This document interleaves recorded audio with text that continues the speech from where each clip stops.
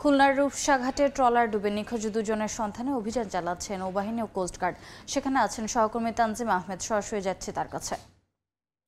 তানজিম, খুলনার পূর্ব রূপসা ঘাটে যে দুইজন ব্যক্তি পড়ে নিখোঁজের ঘটনার প্রায় 12 ঘন্টা আসলে অতিক্রম হতে চলেছে, তবে এখন পর্যন্ত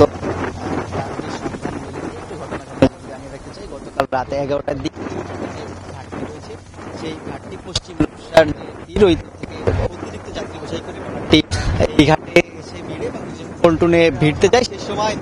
সেই সময় বেশ জোরে ধাক্কা লাগে এবং এই ধাক্কা লাগার পরে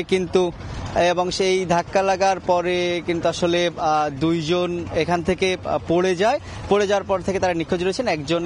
একজন এই পূর্ব রূপসার বাসিন্দা মিঠু নাম, তিনি আসলে যে সন্ধানী ক্লিনিক রয়েছে সেখানে কর্মরত ছিলেন এবং অপরজন একজন নারী আসলে, তবে সেই নারীর পরিচয় এখন পর্যন্ত নিশ্চিত হওয়া যায়নি। তবে কেউ আসলে আমাদেরকে বলছেন নারীর সাথে একটি শিশুও ছিল, তবে সেই শিশুটি আসলে আমরা পুরোপুরি নিশ্চিত হতে পারি না আসলে শিশু ছিল কিনা। কেউ বলছেন এখানে যারা ছিলেন তারা, তবে দুজন এখন পর্যন্ত নিখোঁজ এবং তাদের সন্ধানে কিন্তু একই সাথে আমরা দেখেছি যে ফায়ার সার্ভিস, নৌবাহিনী, কোস্টগার্ড তারা পৃথকভাবে তাদের যে অভিযান সেটি পরিচালনা করছেন এবং তাদের যে ডুবুরি দল রয়েছে সেই ডুবুরি দল আসলে উদ্ধার কার্য পরিচালনা করছে এবং গত রাতেও আসলে তারা এখানে চেষ্টা করেছে। তবে আসলে যেটি বলছেন সংশ্লিষ্টরা, তারা জানিয়েছেন যেহেতু যখন ট্রলারটি ঘাটে ভিড়ে এবং এখান থেকে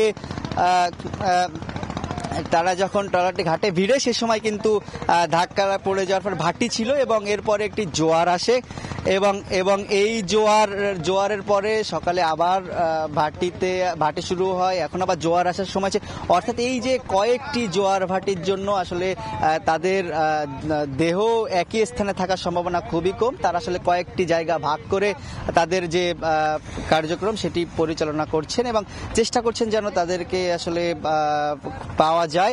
আমরা এটা জানিয়ে রাখতে চাই, এই যে নদীটি আসলে বেশ স্রোত থাকে সব সময় এবং প্রচুর মানুষ, অন্তত ডেইলি প্রতিদিন 20,000 মানুষ রূপসার এই ঘাট পার হয়ে খুলনা শহর থেকে প্রবেশ করেন অথবা শহর থেকে বের হন। তবে আসলে এই ঘাট নিয়ে দীর্ঘদিনের অভিযোগ রয়েছে। এর আগেও কিছুদিন আগে পন্টুন থেকে পড়ে একটি শিশু মৃত্যুর ঘটনাও ঘটেছিল এবং এই যে ঘাটের অব্যবস্থাপনা এবং রাত হলেই দিনের চেয়ে অনেক বেশি যাত্রী নিয়ে তারা পারাপার হন, এর কারণে আসলে দুর্ঘটনাগুলো ঘটে এবং কোনো তদারকি বা নিয়ন্ত্রণ ব্যবস্থা না থাকার কারণে এই ধরনের দুর্ঘটনার পুনরাবৃত্তি হচ্ছে বলে যারা এখানে রয়েছেন তারা আমাদেরকে অভিযোগ করেছেন। তো খুলনার রূপসা ঘাট থেকে ট্রলার থেকে যে দুইজন নিখোঁজ এবং তাদের যে উদ্ধার কার্যক্রমের খবর আমার কাছে এই ছিল সর্বশেষ।